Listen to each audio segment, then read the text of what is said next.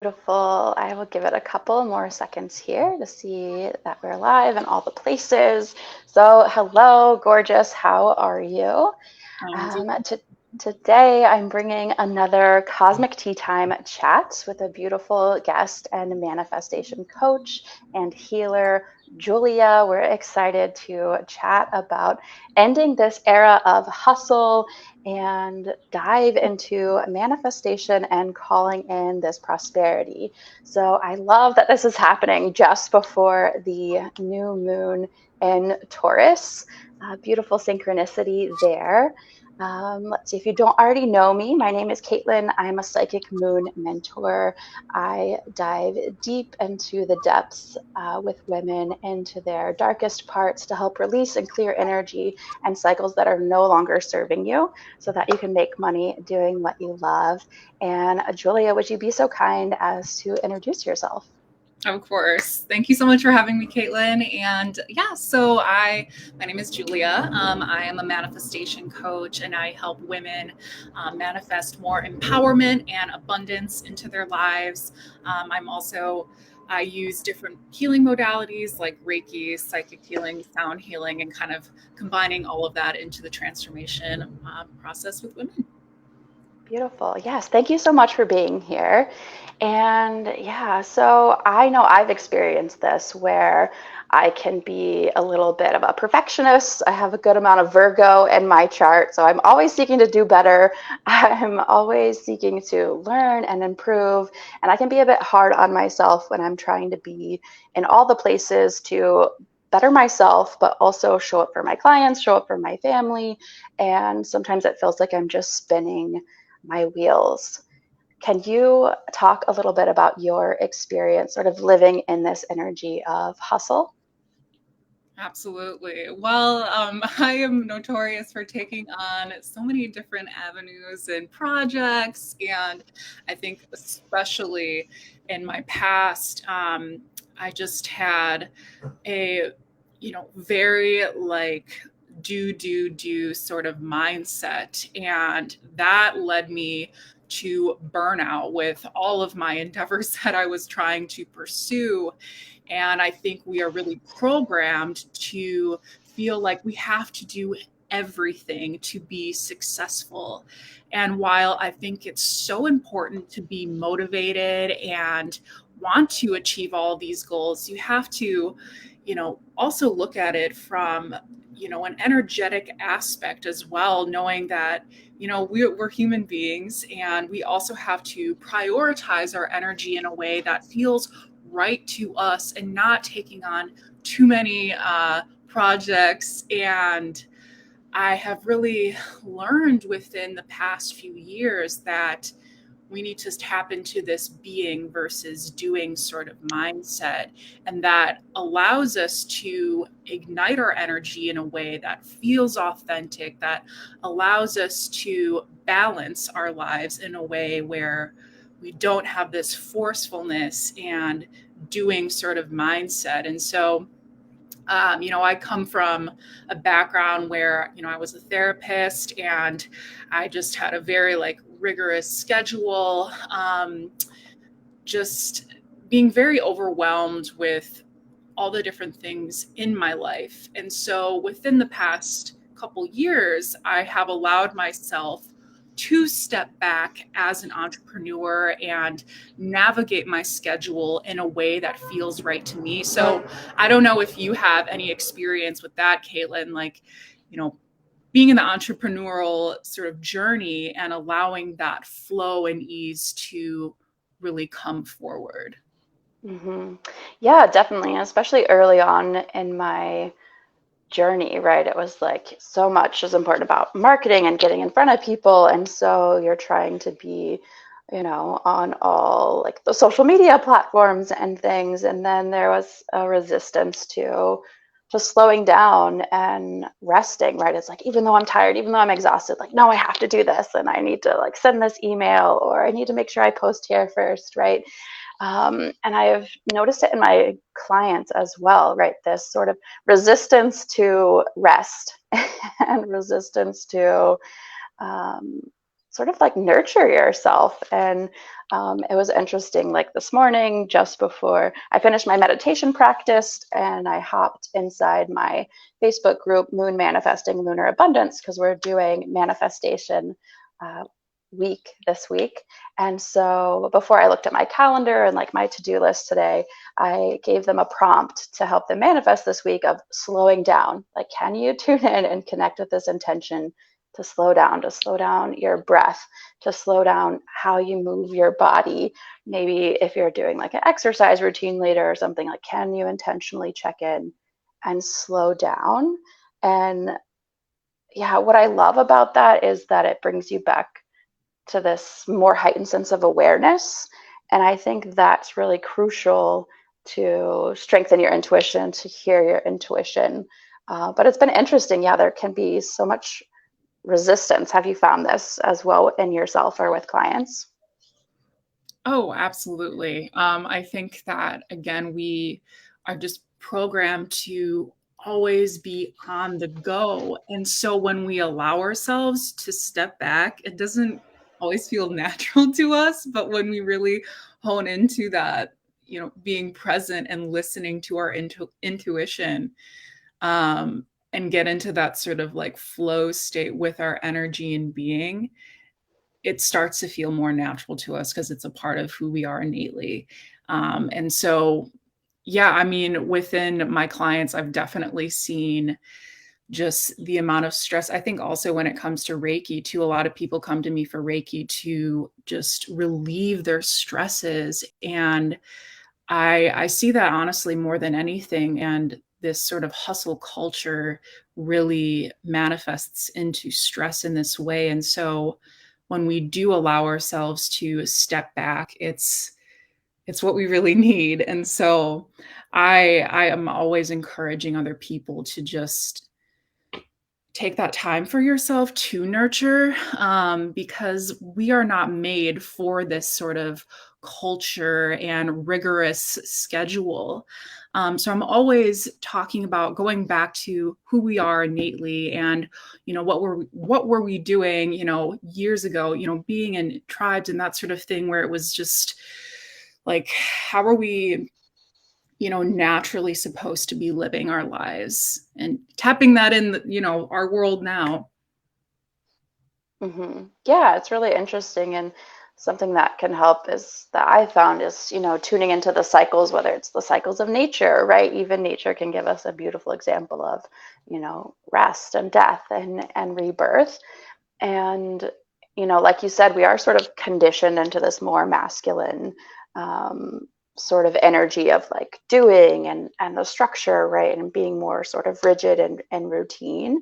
Mhm. And when I sort of stopped doing that, for me, it took practice working with the cycle of the moon, who like waxes and wanes. And so, can you move more gently, right? Like in the waning cycle, and can you sort of release and let go? And when I started doing that, and when I started playing more with, um, I make money when I rest. I make money when I sleep. I make money when I'm like dancing, right? And then it actually happened. I was like, oh shit, yeah. And I can tie it back even to like the importance in it in my history with fitness too, right? Like fitness is important. Like when you want to grow muscle, like yeah, it's important to step into the gym and like work your muscles hard. But arguably one of the most important parts of that cycle of actually gaining or bulking or getting stronger is resting. Like you have to give your body the space to rest, to actually build up. And so, who's ever watching live or on the replay, can you start to play with this energy for yourself too, and start to see what happens? And how do you like to incorporate, this concept of slowing down and resting more? How do you like to incorporate it and encourage your clients and your audience to tune into that? Yeah. So I think one thing that I do for myself and encourage my clients to follow is, what feels natural for you when it comes to rest, because everyone kind of defines this differently. And, thinking about, I suppose, your passions in a different way. So, maybe you don't want to meditate, but maybe you want to start doing some breath work, or you want to start, dancing more, or goodness, even like stepping back and like journaling, because I also find that when we journal, it allows, kind of this rest state and processing our feelings in this way. So, I, for myself and clients, say, hey, like, what is something you actually like to do when you are resting, and really taking time out of your schedule to practice that during a time of the day that you feel, it's going to fit you the best at that given time of day. And so allowing that to be a part of your schedule and carve that time to step back. So I would say for me, it comes back to, how does that align for you? What does rest look like for you? And tuning into that. Yeah, exactly. And listening to you, what I'm sort of hearing and reminded of like this feeling of abundance, right? Like if we tune in for a moment and think like, okay, how does abundance feel, right? Like, okay, well, I think I'm gonna like feel good. So how could resting sort of feel good? What does that mean to me? And for some of us, it's, cozying up with a blanket and like reading a good book. And for some of us, it's like sitting out in nature. But that's such a good point. Like it's allowed to be individual. It's allowed, like, follow your curiosity too, right? Like feel good, but follow that curiosity, because I believe like you have the answers that you need innately in you. But are you giving yourself permission to listen, to follow your curiosity? Like, oh, I kind of want to go, like, whatever, touch that flower over there or smell that flower, but like, and then you have the second guessing come in of like, oh no, that's weird, like people are gonna like judge me if I stop and like do that, and like, who is this weirdo like handling the flowers over there? But like, okay, acknowledge that that's coming in and just go with the first thing, go with the gentle thing, go with that thing that you're like, I'm just, curious about this, and see what happens. Yeah, I love that give that example of, like, oh, well, intuitively, like, I want to, touch this flower, or I want to dance in the forest, and people are going to think whatever they think, but it's like, well, this makes my soul happy. This is Yes. allowing myself to tap into this state of play. And I think, igniting either that inner child, that sense of play, is what's going to bring more joy into your life, and in turn will help you manifest. And I talk a lot about how, tapping into this state of play and flow raises your vibration in such a magnetic, natural way.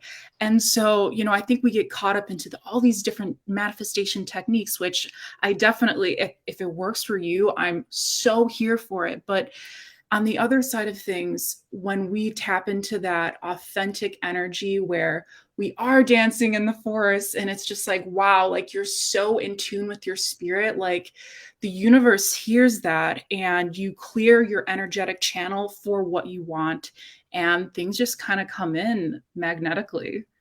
Yeah, exactly. It's beautiful. It's like if I actually follow that curiosity and like I'm touching the petal and oh, it feels good and it's so smooth, or oh, that smell is so nice. And then I don't know about anyone else, but I kind of get lost in those like physical senses, right? And it feels good. And that's what we really want, right? With abundance, I've found we want that feeling of fulfillment. We want that feeling of satisfaction, right? That whatever feeling it is that you think that thing is going to bring you, like you can do it now, whether it's frolicking in like in the woods, or connecting with nature somehow, or whatever it is for you, and drop it in the comments whether you're here live or catching the replay. But yes, because you're energetically aligning with that feeling, and then the universe is going to support that more and more and more, right? We get these opportunities to listen and follow that innate instinct, really. Mm-hmm. And intuitive nature too, which I think learning how to ignite that more is such a valuable skill, and people need to understand the power within our intuition, and balancing that sort of masculine and feminine side. And yeah, so much power in intuition, but I could talk about Yeah. that forever. Yeah, and so many people are like, well, what is my intuition and how do I, know my intuition versus like ego, right? But like it sounds so simple and almost like overly simple of well, like rest more, like take more time off, but like literally play with that and see what happens. Because I've found, and my clients have found, that you can sort of hear that curiosity more. You can hear that intuitive voice or sense more clearly when you're less distracted by, that stress or that pattern of um, of overthinking, right? Can we feed the playfulness and the pleasure and the rest? And you probably know, right? We are headed towards the phase of the new moon, which is all about manifestation, right? And calling things in. Inside my community, Moon Manifesting Lunar Abundance, we are diving into this topic more deeply. Love But it. Julia, do you have any tips or anything you'd like to share with individuals to help them manifest this Friday with the new moon? My goodness. Yeah. So, personally, for me, when there is a new moon, I already talked about this. I'm a huge journaler and it helps me kind of like release my thoughts. And so, whether you have a manifestation journal or not, or you like typing better, one thing that I like to practice on the new moons is just getting super clear about, what I want to manifest with this moon. And when I write out what I want to manifest, I do state it in the present. So, for example, let's say like, I want, I would say, sorry, in the present, I am working this given job and talking about how it makes you feel too. So, I feel so abundant working in this new job, and kind of stating that from that not only present but feeling state, and thinking about actually what does that feeling ignite, like how does that manifestation already make you feel, and tapping into that energy when the new moon really arrives and practicing that, like in that moment, if that makes sense. So not only are we writing it down, but we are fully embodying it on the moon. Yes, beautiful. Yeah, thank you for sharing that. And I love journaling as well. I'm a writer and always suggest, journaling or writing things down because I think it's a beautiful sort of first step to manifestation too, right? Because you're taking something, a thought, an idea, and turning it into something else, turning it into something you can see, something physical that's in front of you on paper. And yes, yeah, that's beautiful. I was going to add to that. Connect with your senses, like connect with your body, right? It's a Taurus new moon on Friday. So tune into that, like Julia was saying, that feeling. What's going to give that to you? And something simple I often share in my community and with my clients is like, even if it's something as simple as enjoying your favorite beverage, but can you fully be present and like enjoy the color of it if it has a color, or all the tastes of it, or why exactly you love that thing? Can you slow down and really enjoy it? Because like we've been chatting about, right, like Julia mentioned, the more you're sort of in that feeling, the the faster that sort of manifestation that you're really after is going to come to you and find you, or something better, right? I think that's such a beautiful example, like talking about like holding your coffee mug. And I've even was made fun of this back in the day, just like being so present with my drinks. And it's like, no, but I have to feel into how this makes me feel, and slowing down and being present is just so key when you're tapping into your intuition, when you're tapping into intentional manifestation in a way that ignites this feeling and this flow inside of you. And so even the smallest reminders like that, I think, are so important. And you can implement it in your practice every day. And most of us have whatever tea, coffee in the morning. So just a little reminder there and igniting that.